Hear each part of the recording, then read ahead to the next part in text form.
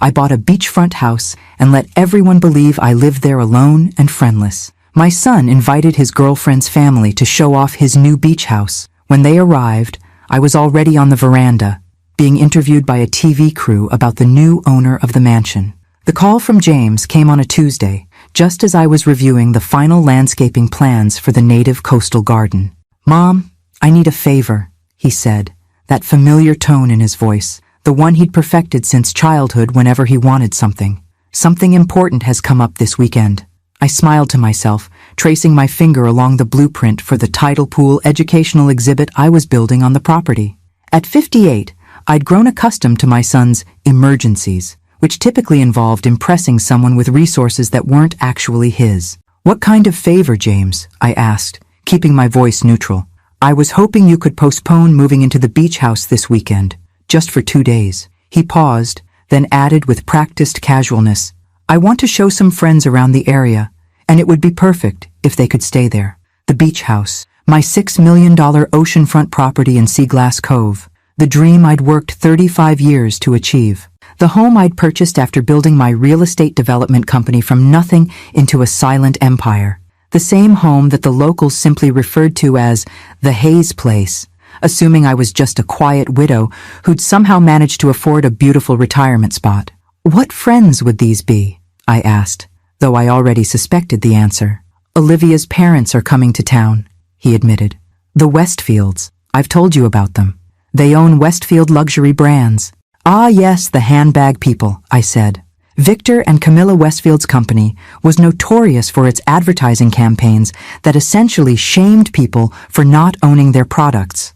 Their daughter Olivia seemed pleasant enough the one time I'd met her, though she'd looked at my sensible shoes and modest car with barely concealed pity.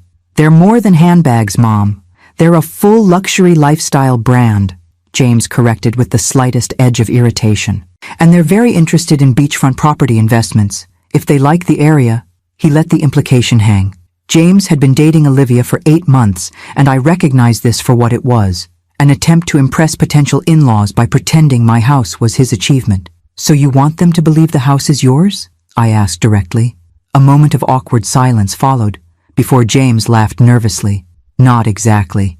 I just thought it would be nice for them to see it, and maybe not have to get into the whole explanation about, about how your mother, who lives like a middle-class retiree most of the time, actually owns a multi-million-dollar beachfront property," I supplied. "It's just complicated to explain to people like the Westfields," James said defensively. "They value a certain lifestyle, consistency." What my son meant, but wouldn't say directly, was that he was embarrassed by my choices. Despite my success, I'd raised him in a comfortable but modest home. I drove a 3-year-old sedan rather than a luxury vehicle. I wore clothes for comfort rather than labels. To the Westfields, I would be an anomaly, wealthy but without the trappings they valued. "There's a nice hotel in Oak Ridge Bay," James continued. "I could book you a spa weekend. My treat." I almost laughed at the irony of my son offering to treat me to a hotel stay so he could pretend my house was his. Instead, I thought about the message I'd received just yesterday, a last-minute opportunity that seemed almost providential now. "Actually, I was planning to be out this weekend anyway," I lied smoothly. "You're welcome to use the house." "Really?" The relief in his voice was palpable.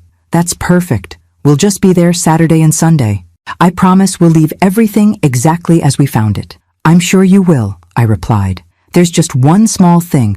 A maintenance technician might stop by on Saturday afternoon to check on the HVAC system. Just let him in if that happens." "No problem," James agreed eagerly. "Thanks, Mom. This means a lot." After hanging up, I sat on my terrace overlooking the Pacific, contemplating the situation.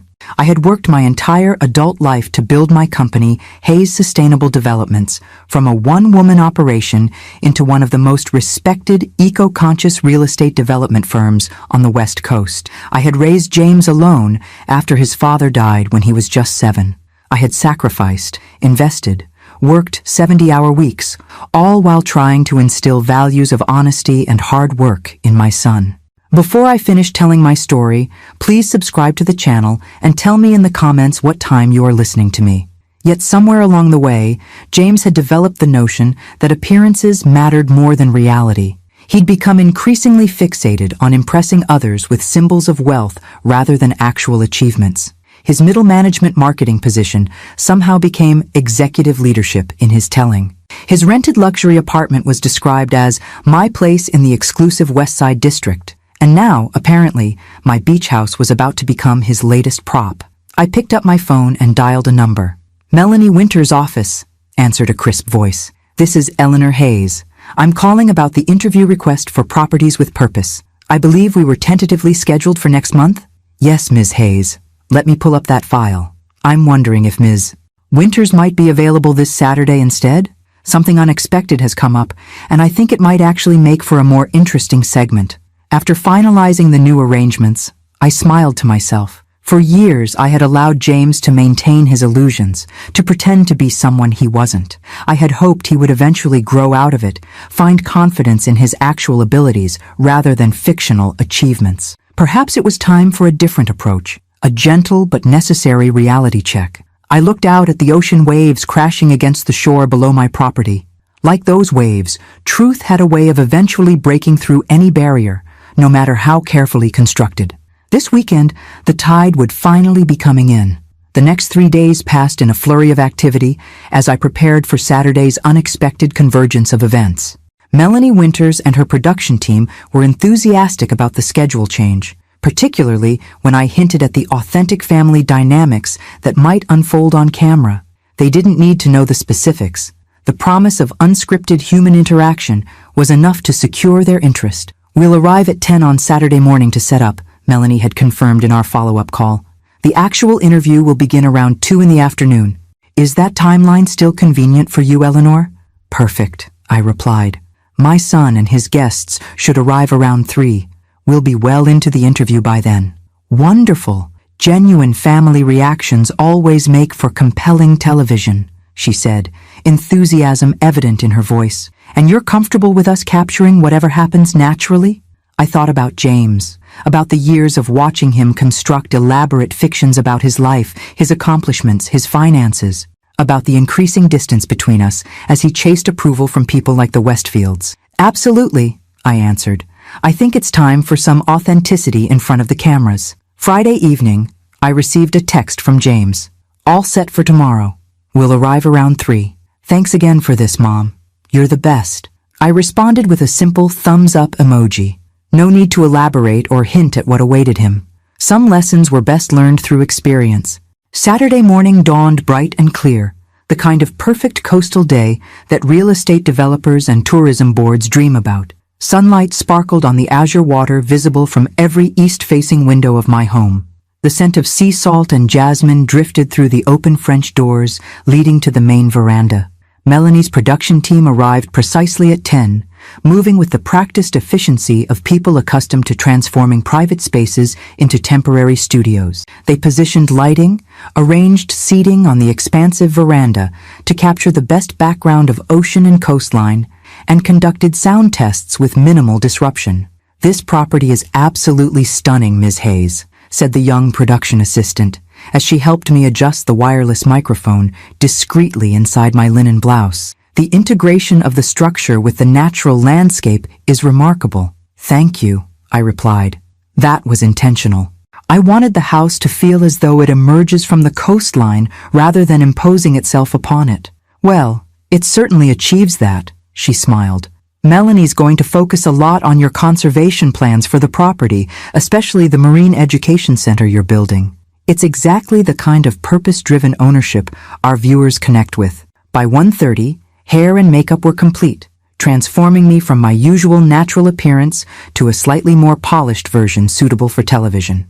I'd chosen to wear simple but elegant clothing, a pale blue linen shirt, tailored white pants, and low sandals. No designer labels, no statement jewelry, nothing that screamed wealth. Just quiet elegance and comfort, exactly as I preferred in my daily life. Melanie Winters arrived at 1:45, her presence immediately energizing the space. In person, she was smaller than she appeared on television, but her charisma was even more palpable. Eleanor, it's a pleasure to finally meet you, she said, clasping my hand warmly. I've been fascinated by your approach to development since I first read about Hayes Sustainable Developments in that Fortune profile last year. The pleasure is mine, I responded, though I'm still surprised anyone finds my work television-worthy. Melanie laughed, a genuine sound that immediately put me at ease. Are you kidding? A woman who built a development empire focused on environmental sustainability, who lives modestly despite significant wealth, and who's now creating a marine education center for the community. You're exactly the kind of wealth steward we want to highlight. As we settled onto the veranda for the interview, I felt a momentary twinge of guilt about what I was setting up. James would undoubtedly be humiliated. The Westfields would be caught completely off guard.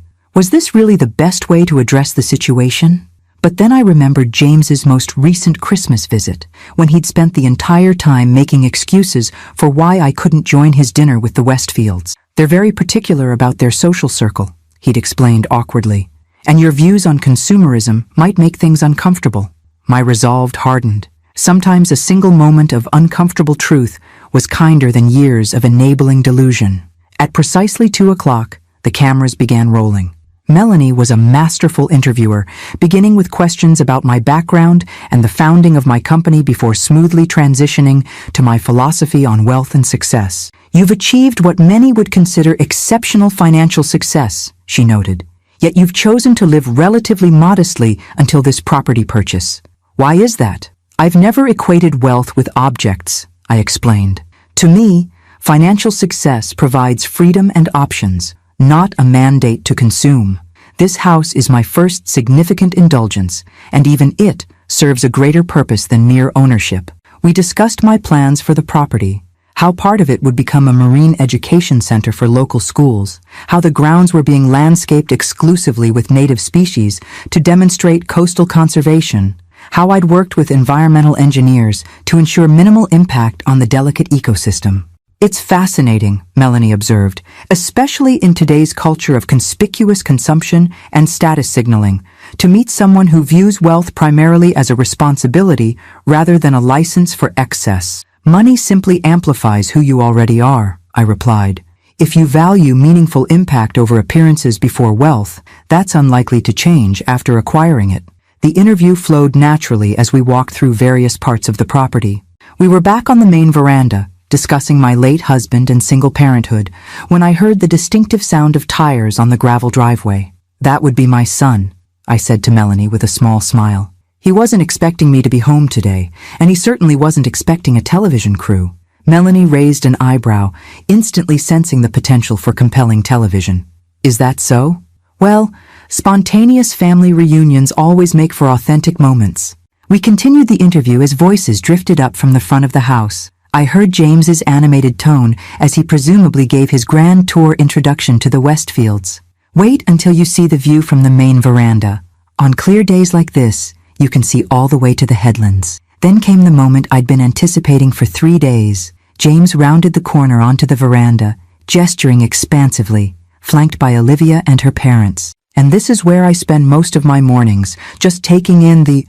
He froze mid-sentence, his expression transforming from confident tour guide to stunned disbelief in an instant. His eyes darted from me to the camera crew to Melanie Winters, whom he undoubtedly recognized from television. "Mom?" he managed finally. "What are you... I thought you were..." "Hello, darling," I said pleasantly, rising from my seat. "What perfect timing. We're just filming a segment about the house for properties with purpose. Come join us and bring your friends." The cameras captured every moment of his speechless confusion, and behind him, the slowly dawning comprehension on the faces of Victor and Camilla Westfield that something was very, very wrong with the narrative they'd been sold.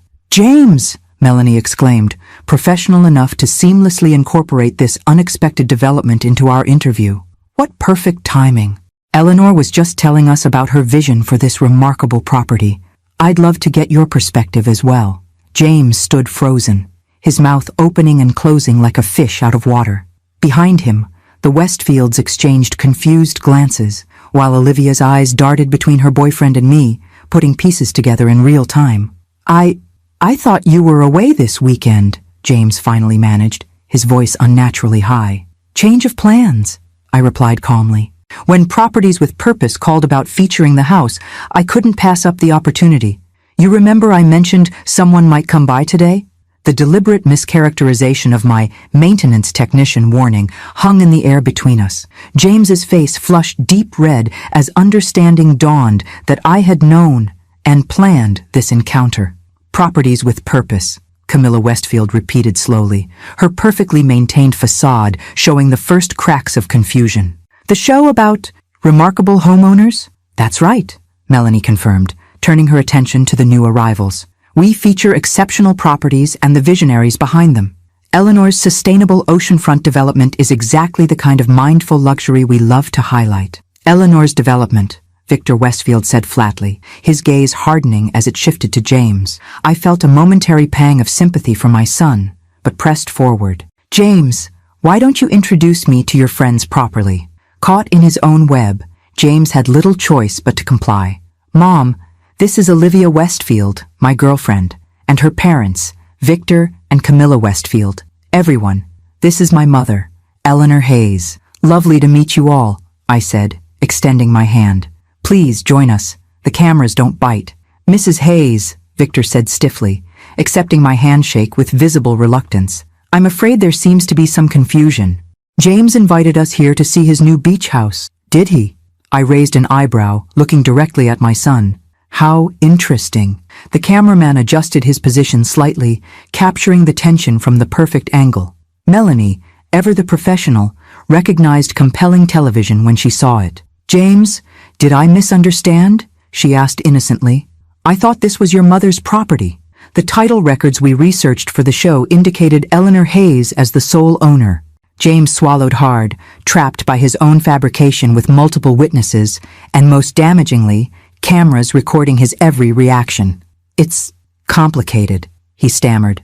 Mom and I have an arrangement. What arrangement is that? I asked, genuinely curious what explanation he would invent on the spot. Olivia stepped forward, her designer sundress and carefully arranged hair suggesting she'd dressed for a very different kind of day than the one unfolding. James told us he purchased this property last month, she said directly. He mentioned you might be staying here occasionally as his guest. The audacity nearly made me laugh. My own home, reduced to a place where I might be permitted to, occasionally, stay? The son I'd raised, claiming credit for my life's achievement? I see, I replied, keeping my voice level. That certainly would be an arrangement if it were true. Mom, James began, but I held up my hand. Let me clarify for everyone, I said, addressing not just the Westfields, but also the cameras. I purchased this property 6 months ago after selling my controlling interest in Hayes Sustainable Developments, the company I founded 35 years ago. It represents not just a home for me, but the cornerstone of my next chapter, creating a marine education center for local schools and demonstrating sustainable coastal living. Melanie, sensing the perfect segue, jumped in. Which brings us back to what we were discussing before your guests arrived. Eleanor, you mentioned allocating part of the property for public education access. Could you elaborate on that vision? With practiced ease, I returned to my interview, explaining my plans for the property, while the Westfields stood awkwardly at the edge of the frame, clearly unsure whether to stay or leave.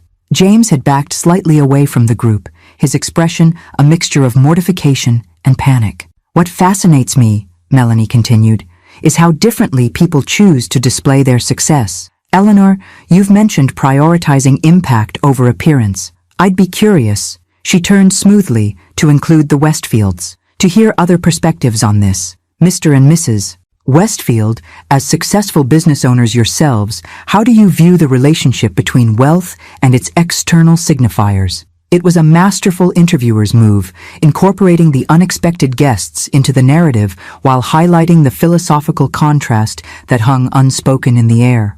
Victor Westfield, caught off guard but clearly accustomed to public speaking, stepped forward. Well, at Westfield Luxury Brands, we believe quality and craftsmanship should be visible, he stated with practiced confidence. There's no virtue in hiding success. Our customers understand that displaying achievement motivates further achievement. How interesting, Melanie responded, almost a direct counterpoint to Eleanor's philosophy. Eleanor, you've built significant wealth, yet chosen not to signal it through typical luxury markers. Why is that? I've simply never found that ownership defined my worth, I replied. Objects are tools or pleasures, not identity. Camilla Westfield gave a small, dismissive laugh. With all due respect, this house hardly suggests minimalism, Mrs. Hayes. Oceanfront property is perhaps the ultimate status symbol.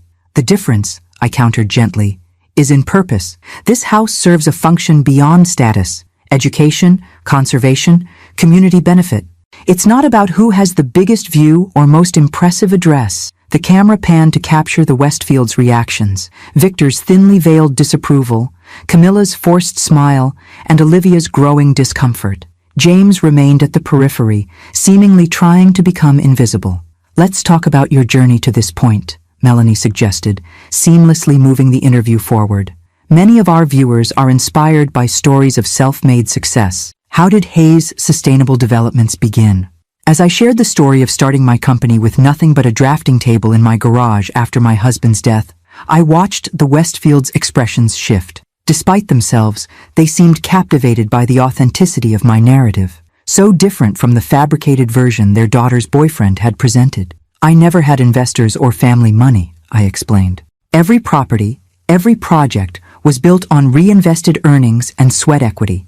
When developers were erecting cookie-cutter subdivisions, I was designing sustainable communities with minimal environmental impact. It wasn't the fastest route to wealth, but it was the one that let me sleep at night.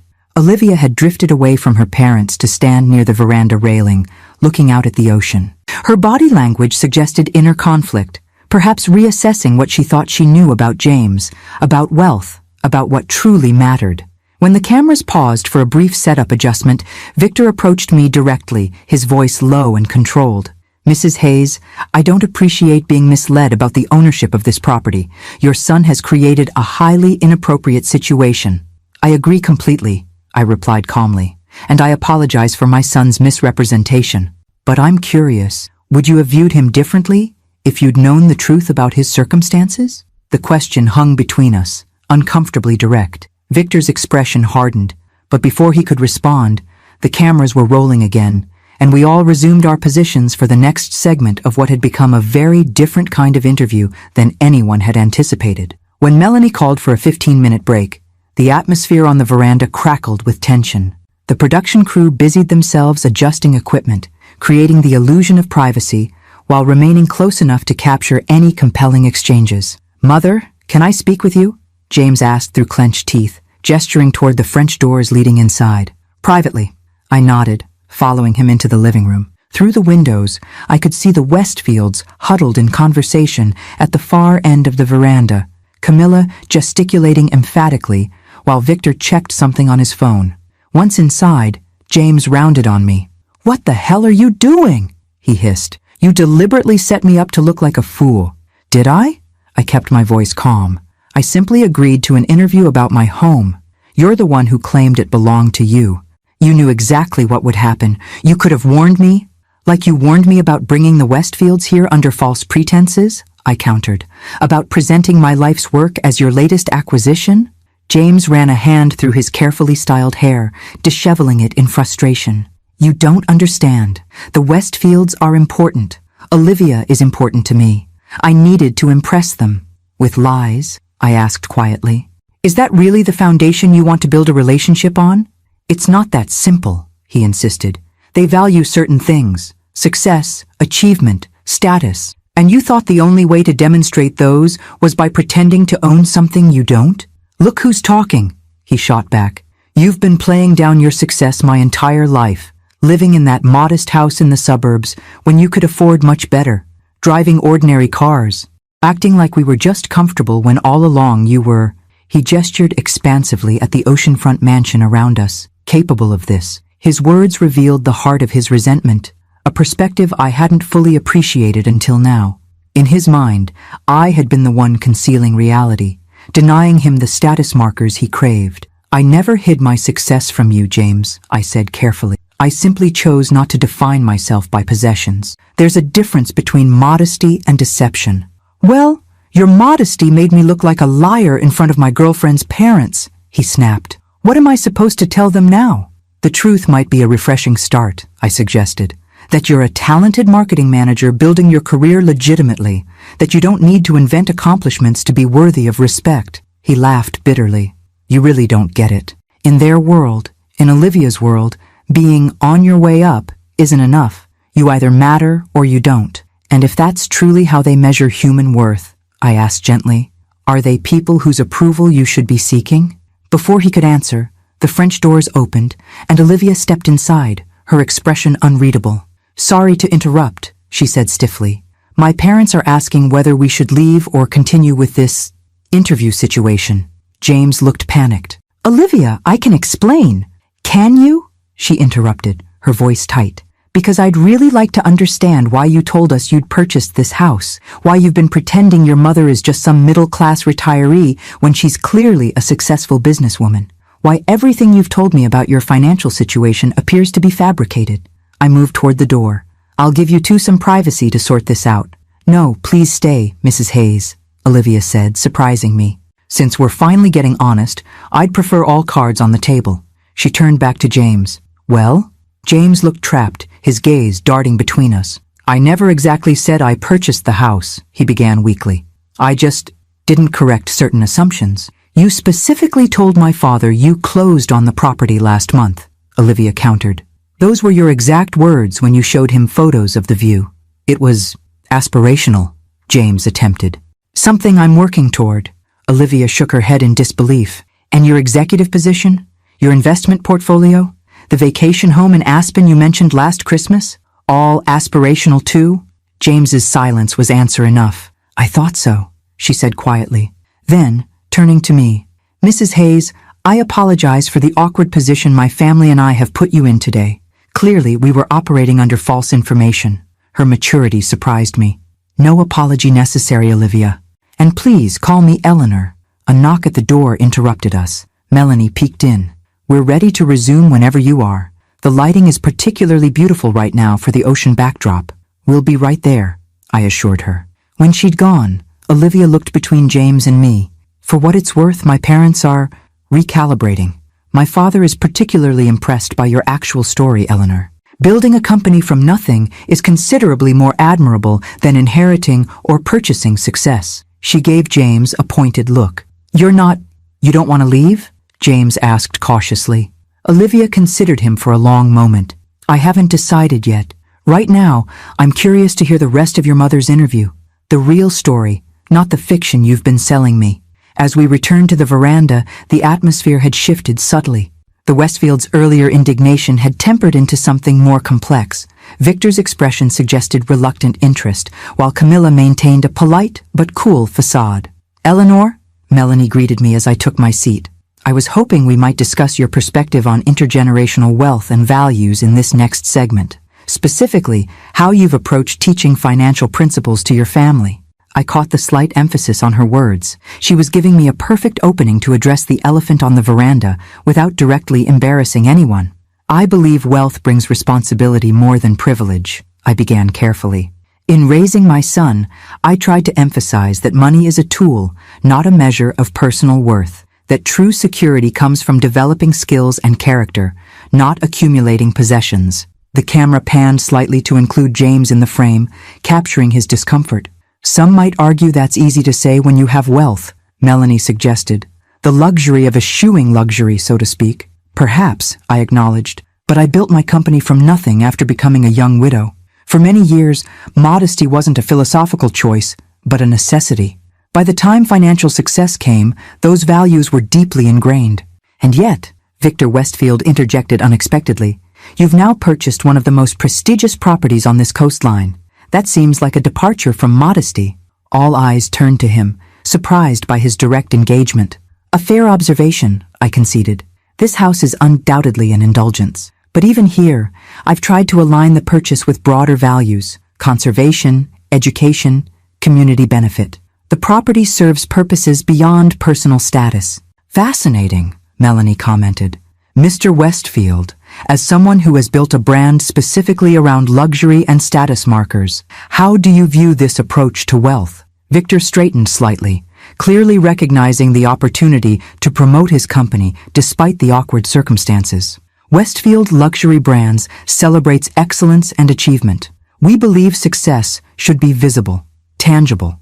There's a certain authenticity in acknowledging one's position rather than downplaying it. Interesting that you use the word authenticity, Melanie noted.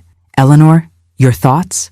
I measured my response carefully, aware that the camera was capturing not just my words, but the subtle dynamics between all of us. I believe authenticity comes from alignment between values and actions, not between status and displays, I replied. The question isn't whether wealth is visible, but whether it's deployed in service of one's true principles. As the interview continued, I noticed Olivia watching me with increasing interest. James, meanwhile, had retreated to the edge of the frame, a witness to the unfolding recalibration of narratives, both his fictional one and the Westfield's materialistic worldview, against the unexpected reality of my presence. The oceanfront property that was supposed to be his triumph had become instead the stage for his most public failure, and perhaps, if he was willing to learn from it, the beginning of something more authentic than anything he had fabricated.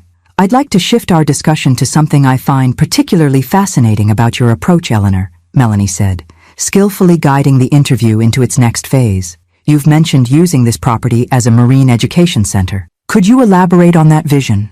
I felt myself relax slightly, moving into territory I was genuinely passionate about. The coastline here is home to a remarkable ecosystem that many people, even locals, know very little about.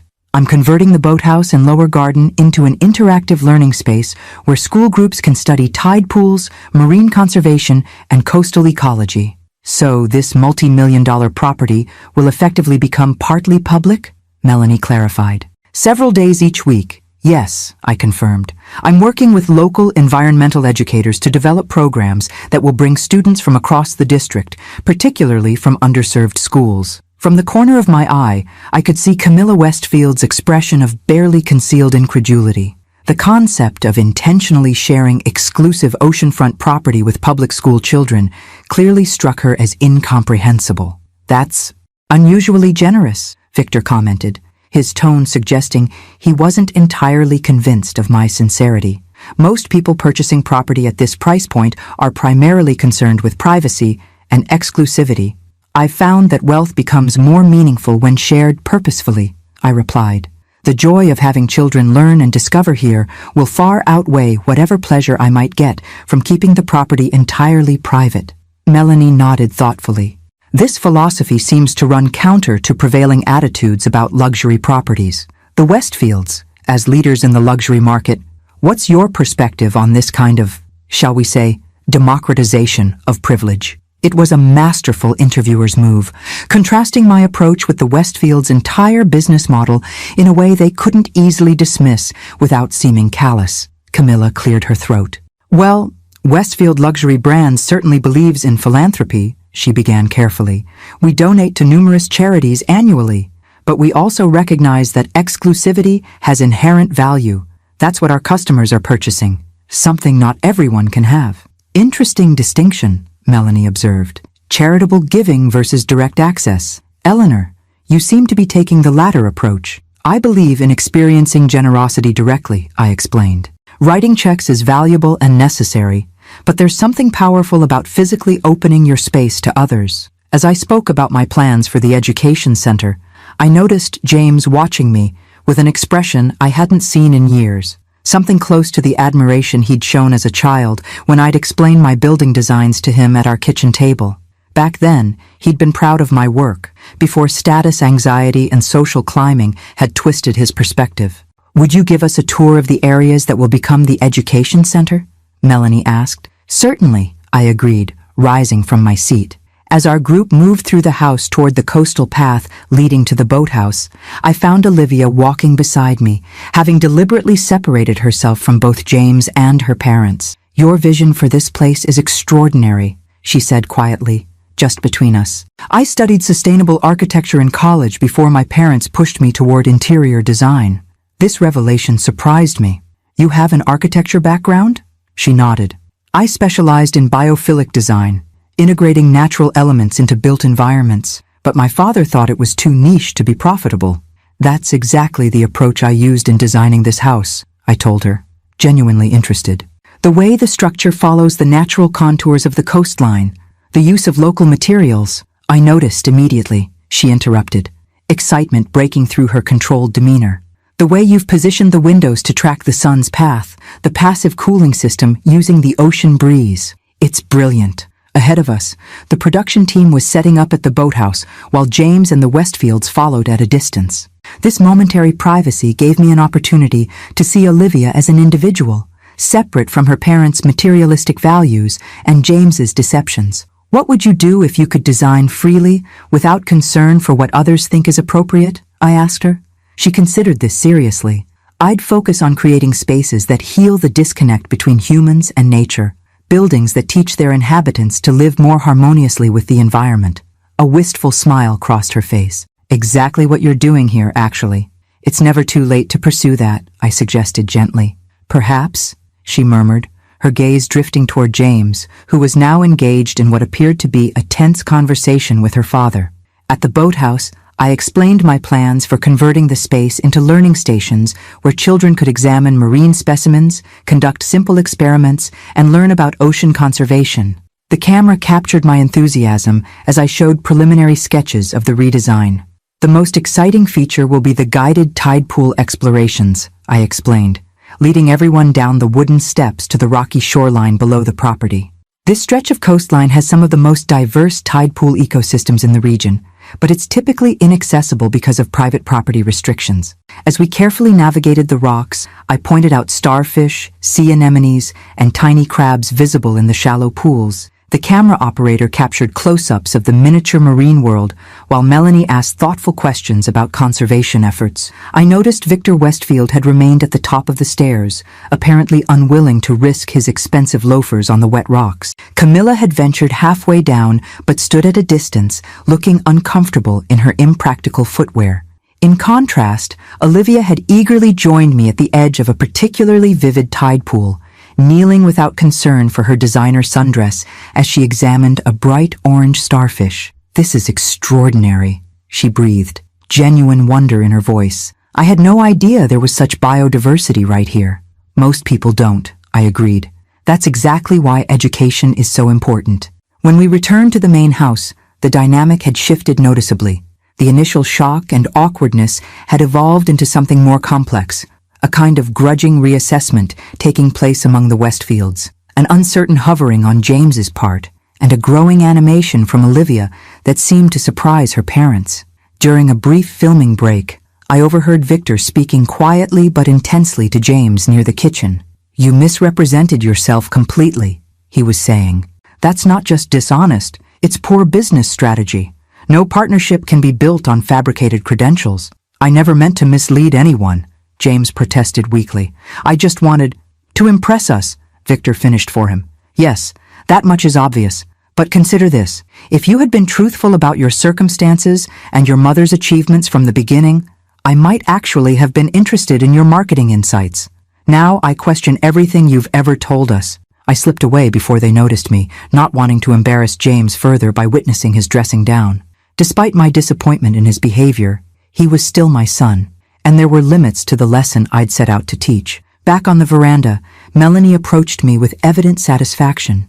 "This is turning into one of our most compelling episodes ever," she confided. "The contrast between different philosophies of wealth, the family dynamics, it's television gold." "I hope it's not too uncomfortable for everyone," I said, suddenly concerned that my planned lesson had spiraled into something more publicly humiliating than I'd intended. Melanie smiled knowingly. "Sometimes discomfort is the price of growth. And speaking of growth," she glanced at her notes, "I'd love to discuss how your perspective on wealth and purpose evolved throughout your career. Was there a defining moment that shaped your philosophy?" As the cameras began rolling again, I reflected on how this day, which had begun as a simple object lesson for my son, had unexpectedly become a public examination of values, authenticity, and the true meaning of success. "The defining moment," I said, settling back into my chair as the cameras focused on me, "came early in my career, about 5 years after founding my company. The late afternoon sun cast a golden glow across the veranda, illuminating everyone in what photographers call the magic hour. that perfect light that softens edges and lends warmth to every surface it touches. Even the Westfields looked less rigid in this gentle illumination. I had just completed my first truly profitable development, a mixed-use property that had attracted significant attention in the industry. A luxury car dealership approached me, suggesting that as a successful developer, I should upgrade to a vehicle that reflected my new status. I smiled at the memory. I remember standing in that showroom, looking at cars that cost more than my parents' house had, feeling this strange pressure to prove I belonged in the world I was entering. I nearly signed the papers. "What stopped you?" Melanie asked. "My son, actually." I glanced at James, whose expression registered surprise. He was about 7 then, just starting to understand money. That evening, he asked me why I needed an expensive car when our Honda worked perfectly fine. His innocent question made me realize I was about to make a purchase solely to impress people I didn't even respect. The camera panned subtly to capture James's reaction, a mixture of embarrassment and what appeared to be genuine reflection. From that point forward, I continued, I made a conscious decision to measure success by impact rather than possessions. Every project my company undertook had to serve a purpose beyond profit: environmental sustainability, community enhancement, or social benefit. It wasn't always the fastest path to wealth, but it created meaning that no luxury purchase could provide. Yet here we are, Melanie observed, gesturing at the magnificent oceanfront home surrounding us, in what many would consider the ultimate luxury property. Yes, I acknowledged with a small laugh. I'm not immune to appreciating beauty and comfort, but even this indulgence serves purposes beyond status: education, conservation, and honestly, a place to finally enjoy the fruits of decades of work. The difference is that I don't need this house to validate my worth or signal my success to others. Victor Westfield shifted in his seat, looking vaguely uncomfortable. As the founder of a brand built entirely around status signaling, my philosophy represented a direct challenge to his business model. Some might call that position privileged, Camilla interjected, a slight defensive edge to her voice. The luxury of dismissing luxury, so to speak. A fair point, I conceded. There's certainly privilege in having choices at all, but I maintained the same philosophy even when my company was struggling, when appearing successful might have actually helped me secure investors or clients. Authenticity as a business strategy, Melanie summarized. Mr. Westfield, as someone who's built a global brand, what's your perspective on this approach versus the aspirational marketing that drives much of the luxury sector? Victor straightened, clearly recognizing both the challenge and the opportunity to position himself. Westfield Luxury Brands sells more than products. We sell achievement. The visible rewards of success motivate further success. There's a psychological benefit to displaying one's accomplishments. And yet, I suggested gently, those displays often lead to precisely the kind of misrepresentation we've witnessed today. I kept my tone light, avoiding direct reference to James's deception, but the implication hung in the air. An uncomfortable silence followed, broken when Olivia unexpectedly spoke up. I think both perspectives have validity, she said, surprising everyone. Appreciation for quality and craftsmanship doesn't have to equal status obsession. And rejecting materialism doesn't mean abandoning aesthetics or comfort. Melanie's eyes lit up at this thoughtful contribution from the previously quiet young woman. An interesting middle ground. Olivia, as someone of a younger generation, do you see attitudes toward visible wealth changing among your peers? Absolutely, Olivia replied with growing confidence. Many of my contemporaries are more concerned with experiences and impact than acquisitions. Authenticity is valued over perfection. Social media has paradoxically made conspicuous consumption both more pervasive and more criticized. I watched her with new appreciation as she articulated a nuanced perspective that acknowledged both her parents' world and the values I'd expressed. Perhaps James had chosen more wisely than I'd given him credit for. The pendulum always swings, Victor commented, his tone slightly dismissive. Young people reject their parents' values until they have their own success to protect and display. Or perhaps, Olivia countered with unexpected firmness, we've simply recognized that measuring worth through possessions is ultimately hollow. She glanced at James, particularly when those possessions aren't even truly yours. The pointed comment landed like a stone dropping into still water, creating ripples of reaction across everyone present. James flinched visibly, while Camilla's eyebrows rose in surprise at her daughter's directness. Melanie, ever the skilled interviewer, recognized the perfect moment to shift direction. Eleanor, this brings us to something I'm particularly curious about. How do you balance privacy with purpose when opening your home for educational programs, especially in a property of this caliber? Grateful for the redirection, I detailed the practical aspects of the Marine Education Center, the separate access points, the scheduled programs, the balance between private living space and educational areas. As I spoke, I noticed James had moved to the edge of the veranda, staring out at the ocean with an expression I couldn't quite read. When the cameras paused again for a brief equipment adjustment, he approached me hesitantly. "Can we talk for a moment?" he asked quietly. I nodded, following him to a relatively private corner of the veranda. "I've been thinking about what you said earlier," he began, his voice uncharacteristically subdued, "about building relationships on truth rather than fabrications." "Yes?" I encouraged when he paused. "You were right." The admission seemed difficult for him. I've spent so long trying to project an image that I've lost track of who I actually am and what I've actually accomplished. His sincerity surprised me. I had expected defensiveness, perhaps even continued justification for his deceptions. This glimpse of self-awareness was unexpected. "The ironic thing," he continued with a hollow laugh, "is that I've been so busy trying to impress the Westfields with things I don't own that I never bothered to find out that Olivia and I might actually share values I didn't know I had."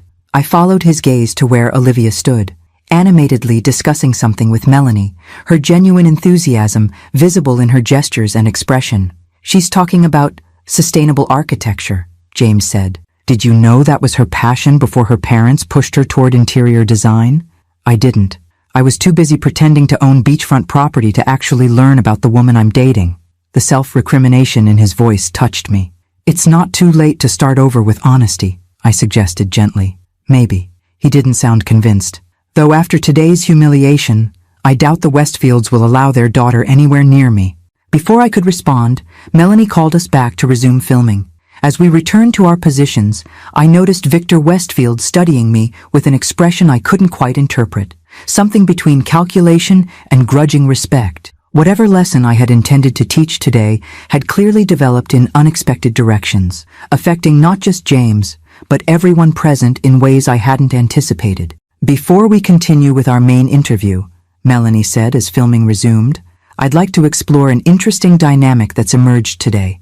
Her gaze moved deliberately between James and me. "Eleanor, you've built your success on authenticity and purpose, yet your son seems to have taken a different approach to establishing his identity. Would you mind sharing your thoughts on that contrast?" The question hung in the air, fraught with potential for further humiliation or healing. I chose my words carefully, aware that my response would shape not just the interview, but potentially my relationship with James going forward. "Every parent hopes to pass their values to their children," I began thoughtfully. "But ultimately each person must discover their own path. James has talents and qualities entirely his own. Creativity, social intelligence, an ability to connect with people that I've always admired." I glanced at my son, whose surprise at my positive assessment was visible. His journey is his own, with its own lessons and discoveries, including perhaps today's. "And what about you, James?" Melanie asked, turning the spotlight directly on him. "Has your perspective shifted during today's unexpected revelations?" James hesitated, visibly gathering his courage. For a moment, I feared he might retreat into defensiveness or manufactured charm, his typical responses to discomfort. Instead, he straightened his shoulders and met Melanie's gaze directly. "I've spent years trying to impress people by pretending to be something I'm not," he said, his voice gaining strength as he spoke. "Today has been clarifying, humiliating, yes, but also necessary." The candor of his response seemed to surprise everyone, including the Westfields. Victor's eyebrows rose slightly, while Camilla's perfectly maintained expression softened almost imperceptibly.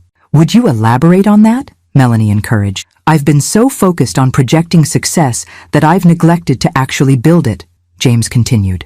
"Watching my mother today, hearing her describe building something meaningful from nothing, made me realize how shallow my approach has been in comparison." His gaze shifted to Olivia briefly before returning to Melanie. I've also realized that in trying so hard to impress others with what I thought they valued, I missed opportunities to connect around what might actually matter. A thoughtful silence followed this admission. The cameras captured the tableau perfectly.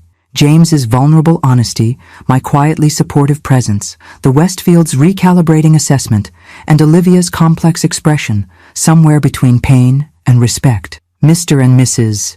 Westfield, Melanie said, smoothly widening the conversation. As parents yourselves, how do you view this moment?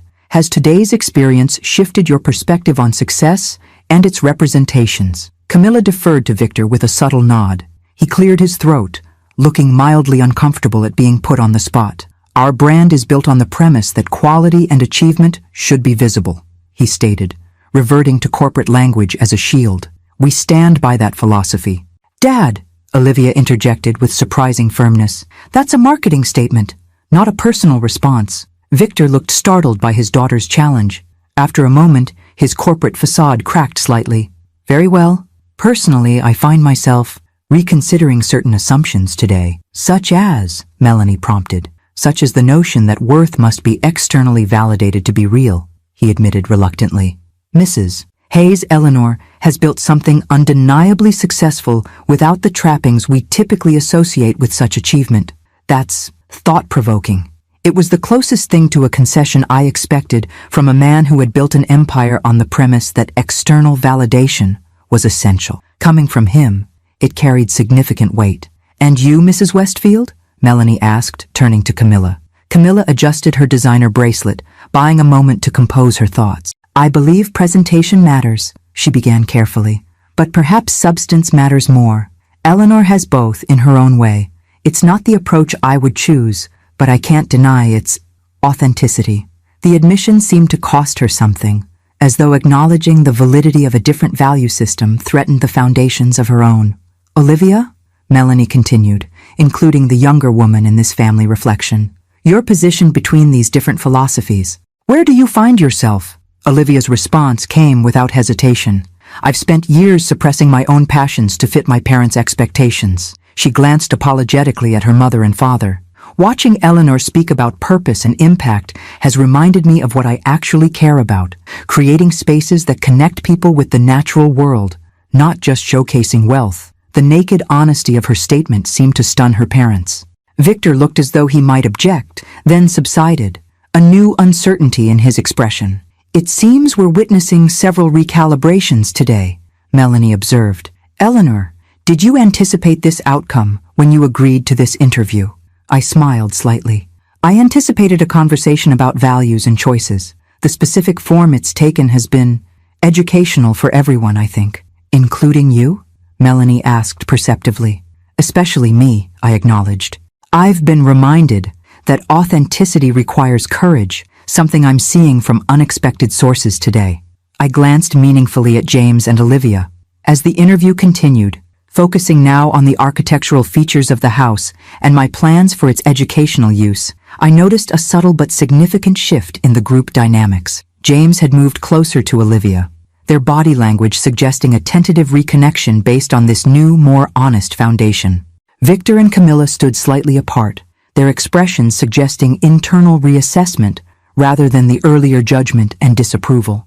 When Melanie called for a final break before the concluding segment, Victor approached me with unexpected directness. Your son misrepresented himself quite significantly, he stated without preamble. He did, I agreed, neither defending nor condemning James's actions. Yet you speak of him with genuine pride and affection, despite his deception. He's my son, I said simply. I can disapprove of his choices while still loving who he is and believing in who he can become. Victor seemed to wrestle with this concept. At Westfield, we have zero tolerance for misrepresentation.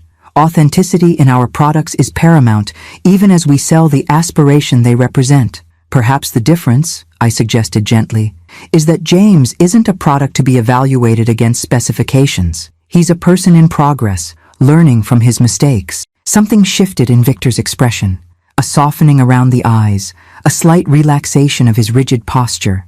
Olivia seems quite taken with your approach to architecture and environmental education, he said, changing the subject abruptly. She's knowledgeable and passionate about sustainable design, I confirmed.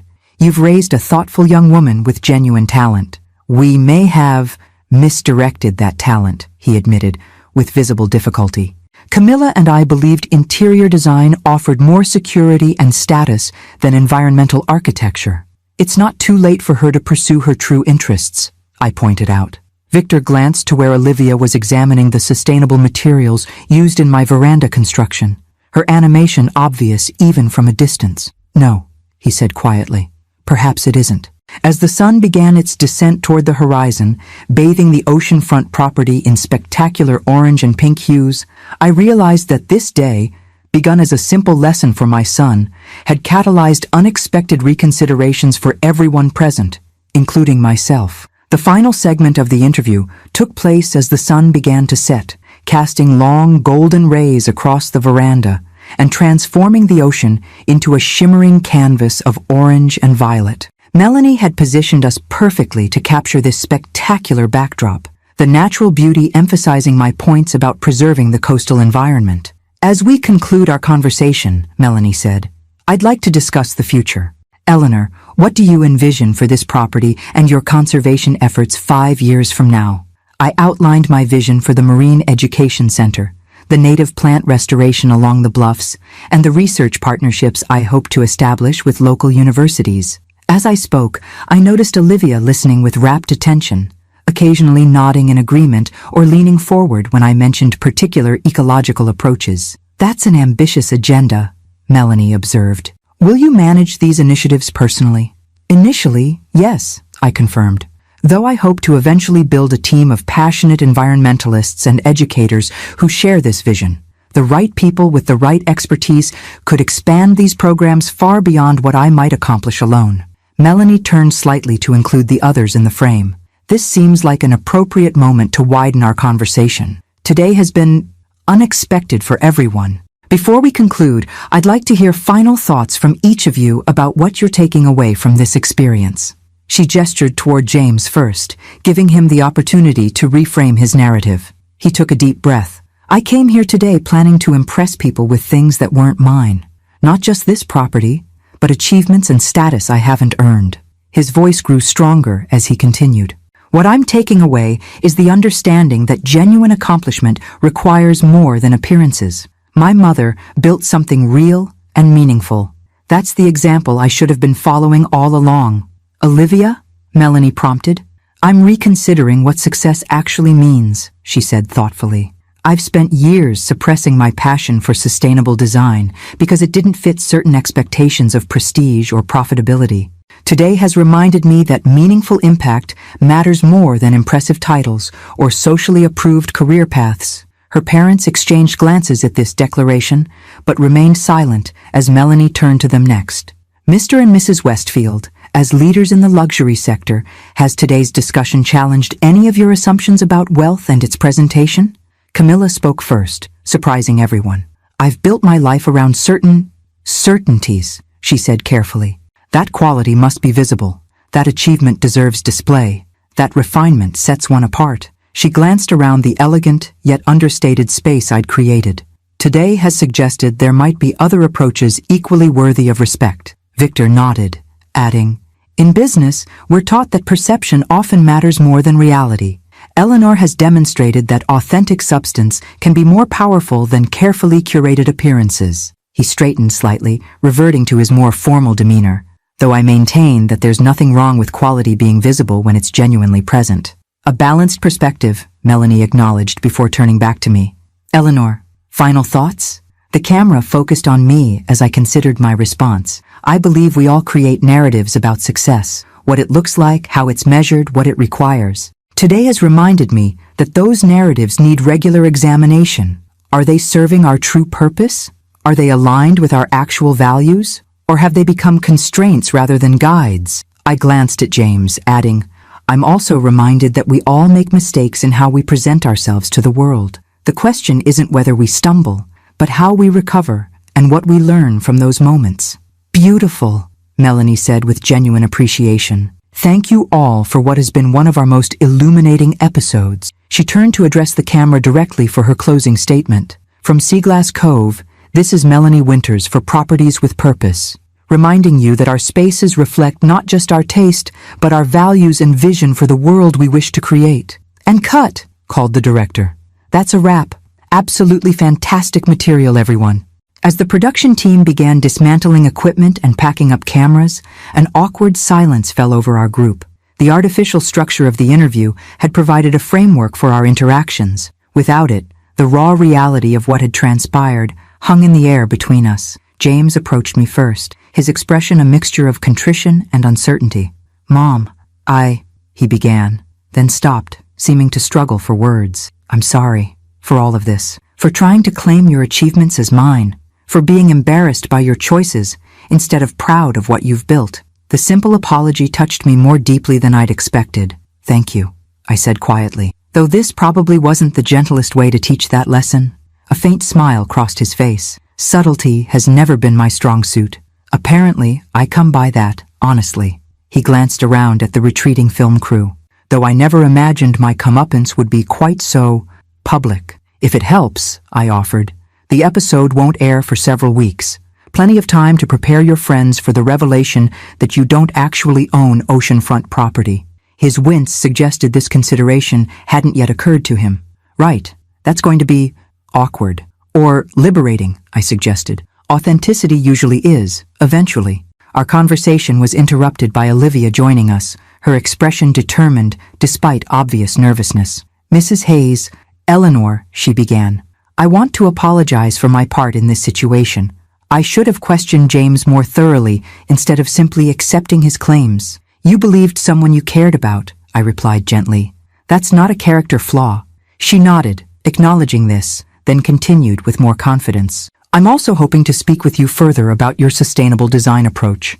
Your integration of native landscaping with the architectural elements is exactly what I focused on in my thesis project." Her genuine enthusiasm was impossible to miss, a stark contrast to the polished social performance she'd initially presented. "I'd be happy to discuss it," I assured her. "Perhaps you'd be interested in consulting on the educational center designs. We're still in the early planning stages, and your background sounds particularly relevant." Her eyes widened slightly. "I'd be honored," she said, a new animation entering her voice as she began describing some initial thoughts about the space. As they talked, I noticed Victor and Camilla observing from a distance, their expressions complex. Victor caught my eye and approached, his wife following a step behind. "This has been an illuminating afternoon," he said, his corporate polish slightly diminished by genuine uncertainty. "Not at all what we expected when James invited us to see his beach house. Life rarely matches our expectations," I observed. "Sometimes that's for the best." "Perhaps," he acknowledged. "Your son's methods were questionable, but I'm beginning to suspect his judgment in other areas might be sound." His gaze shifted meaningfully to where Olivia was now animatedly discussing design concepts with James. Her previous reserve completely vanished. "She hasn't shown this much passion for anything in years," Camilla added quietly. "Not since we convinced her to pursue interior design instead of that environmental architecture program she wanted." The admission revealed more about their family dynamic than perhaps she'd intended. I chose my response carefully. It's never too late to reconsider our paths. For any of us. As the evening light faded into dusk, what had begun as a deliberate lesson in humility had transformed into something far more nuanced, a recalibration of values and expectations for everyone involved, including myself. 2 weeks passed before I heard from James again. During that time, I divided my attention between finalizing plans for the Marine Education Center and fielding excited calls from Melanie about the episode's editing progress. According to her, the network executives were thrilled with the unexpected family drama and authentic emotional journeys captured on camera. "They're calling it our most compelling episode yet," she informed me during our latest call. The contrast between different philosophies of wealth, the real-time recalibrations of relationships, it's exactly the kind of meaningful content we aim for. "I'm glad something positive came from what was frankly an awkward situation for everyone," I replied, still slightly uncomfortable with how public our family drama would soon become. "That's the beauty of it," Melanie insisted. "The awkwardness evolved into genuine reflection. Those moments of truth are television gold." After we hung up, I wandered onto the veranda, coffee in hand, contemplating how differently the day had unfolded from my expectations. I had intended a simple lesson for James, a necessary but controlled revelation of his deception. Instead, it had spiraled into something far more complex, affecting not just my son, but the Westfields as well, revealing truths none of us had fully acknowledged. The sound of tires on the gravel driveway interrupted my thoughts. Through the coastal pines, I glimpsed James's car pulling up, alone, without the Westfields or Olivia accompanying him. I met him at the front door, uncertain what to expect. His expression was serious, but calm as he greeted me. "Hey, Mom. Got time for a coffee and conversation?" "Always," I assured him, leading him to the kitchen where I poured him a cup. We settled at the breakfast nook overlooking the garden, a moment of silence stretching between us before James finally spoke. "I've been doing a lot of thinking since that day," he began, his fingers tracing the rim of his mug, "about why I felt the need to present myself as something I'm not, about what I actually value versus what I thought I should value. And," I prompted gently when he paused, "and I've made some decisions," he continued with newfound resolve. "First, I've started being completely honest about my actual position and achievements at work. No more exaggerations or implications that I'm further up the ladder than I am." "How's that been?" I asked, genuinely curious. A small smile crossed his face, terrifying at first, then, weirdly liberating. "Turns out most people don't actually care what my title is as long as I do good work." "Imagine that," I commented mildly, hiding my pleasure at this realization. "Second," he continued, "I've decided to redirect my career path. The marketing work I've been doing, it's fine, but it's not what I'm passionate about." He hesitated, then added, "I've applied for an MBA program with a focus on sustainable business development. If I'm accepted, I'd start next fall." This revelation surprised me. "That's a significant change. What prompted it?" "Watching you talk about your work," he admitted. "Seeing the genuine fulfillment you get from creating developments with purpose beyond profit. I want that kind of satisfaction from my career." I felt a warmth spread through me at his words. Despite my unconventional method, perhaps the lesson had served its intended purpose after all. "What about Olivia?" I asked carefully. After everything that happened, James's expression softened. "That's actually the most unexpected development." He set down his coffee mug. "We're still together, but something fundamental has changed between us. Once we both dropped the pretenses, we discovered we actually connect on deeper levels than social climbing and status symbols." "I'm glad to hear that," I said sincerely. She seemed to have depth that her parents' influence had somewhat submerged. "You don't know the half of it," James replied with a genuine smile. "Since your interview, she's been in intense discussions with her parents about returning to her original passion for sustainable architecture. Victor and Camilla are actually considering funding a new division of their company focused on eco-luxury development, with Olivia potentially leading the design team." This news genuinely surprised me. "That's not the outcome I would have predicted from the Westfields." "Me neither," James agreed. "But apparently your interview affected Victor more than he initially let on. Something about authentic luxury having deeper meaning than surface appearances really resonated with him. He's been researching sustainable luxury markets and found there's significant untapped potential there, converting a revelation into a business opportunity," I observed with wry amusement. "Very on brand for Victor." "Exactly," James laughed. "But the interesting thing is, this might actually allow Olivia to align her true interests with the family business instead of suppressing them." His expression grew more serious. "Which brings me to another reason for my visit. She's been hoping to consult with you about sustainable oceanfront development. Your expertise combined with her design background could be valuable for both the education center and potentially for this new Westfield venture." I considered this unexpected proposition. "I'd be open to discussions," I said carefully, "though I'd want to be certain their commitment to sustainability is genuine, not just a marketing angle." "That's fair," James acknowledged. "Olivia feels the same way, actually. She doesn't want to compromise environmental principles for profit margins." "She sounds increasingly like someone I'd enjoy working with," I noted, pleased by this evolution. James hesitated, then added, "There's one more thing you should know. The episode of Properties with Purpose is scheduled to air in 3 weeks." I nodded, having already been informed by Melanie. "Are you concerned about that?" "I was," he admitted. "The thought of everyone seeing me exposed as a fraud was terrifying." He straightened slightly. But I've decided to host a viewing party. Invite friends, colleagues, everyone who's heard me exaggerate or misrepresent my circumstances over the years. I raised my eyebrows in surprise. That's a bold choice. It's the right one, he said with newfound conviction. I can either hide from the truth or own it completely. I'm choosing the latter. Looking at my son across the table, I saw something I hadn't fully recognized before. A quiet strength emerging from beneath the facade he'd maintained for so long. Perhaps it had always been there, waiting for the right circumstances to reveal itself. I'm proud of you, I said simply. Not for any achievement or status, but for this willingness to face reality and grow from it. I had a good example, he replied, meeting my gaze directly. It just took me a while to appreciate it. As we finished our coffee and moved to the veranda to discuss his potential MBA programs in more detail, I reflected on how differently this conversation might have gone if I had confronted him privately instead of orchestrating the public revelation. Would he have truly understood the lesson? Would the Westfields have reconsidered their values? Would Olivia have found the courage to reclaim her passion? Sometimes, I realized, the most uncomfortable moments lead to the most necessary growth, a principle I had applied in my business for decades but had hesitated to bring into my personal relationships.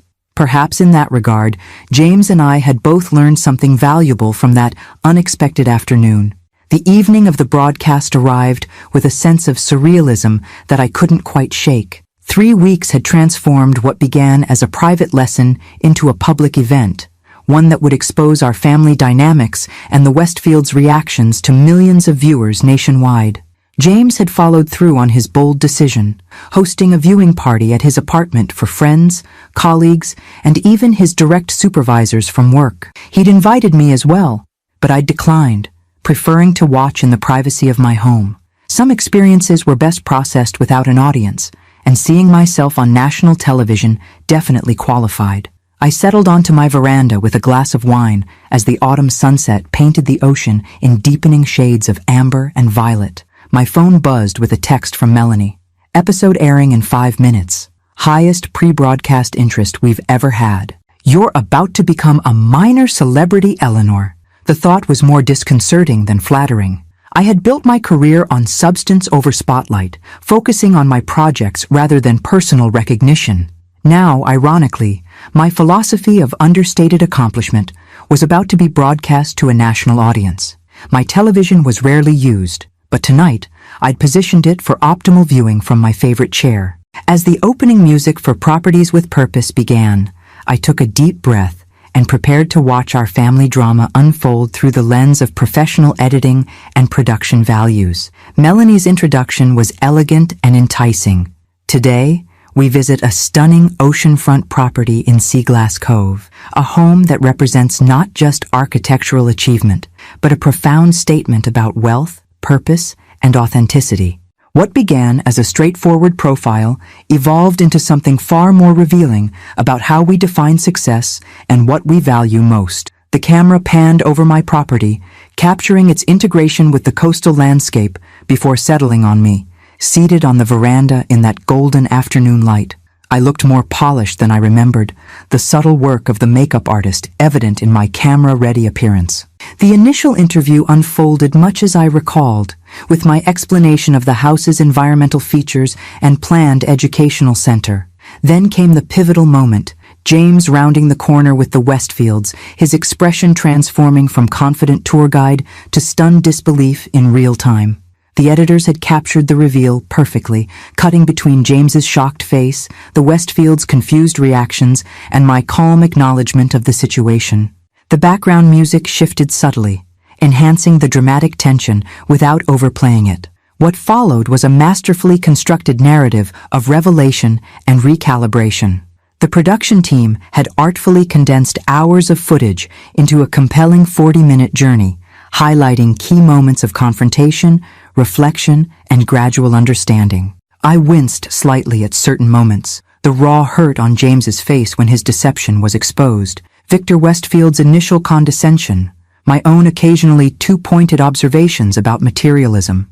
Yet the overall arc was redemptive rather than exploitative, showing genuine evolution in everyone's perspectives. Most surprising was how clearly the episode captured transformations I hadn't fully registered in the moment. Olivia's gradual animation as she reconnected with her passion for sustainable design, Camilla Westfield's subtle shift from dismissive to thoughtful as the interview progressed, the moment when James stopped defending himself and began truly listening.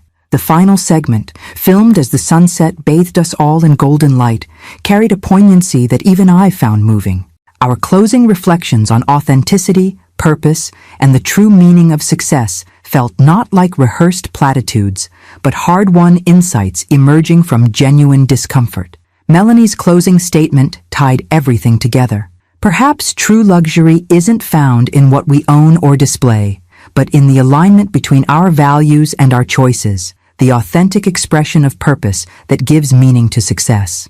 From Seaglass Cove, this is Melanie Winters for Properties with Purpose. As the credits rolled, I sat in silence, processing the strange experience of seeing my private life transformed into public narrative. The story told was true, yet inevitably simplified and shaped by editing choices and narrative requirements. A complex human experience distilled into compelling television.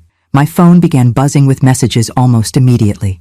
The first was from James. Well, that was simultaneously more humiliating and more flattering than I expected.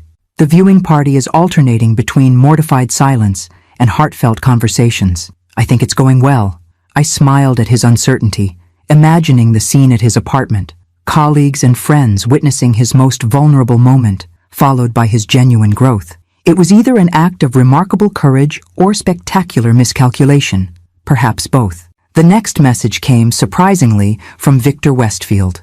Eleanor, having now seen the final edit, I must acknowledge the episode captured something valuable. Our discussions since that day have led to significant reconsiderations, both personal and professional. Camilla and I would appreciate an opportunity to continue our conversation about sustainable luxury concepts, if you're amenable.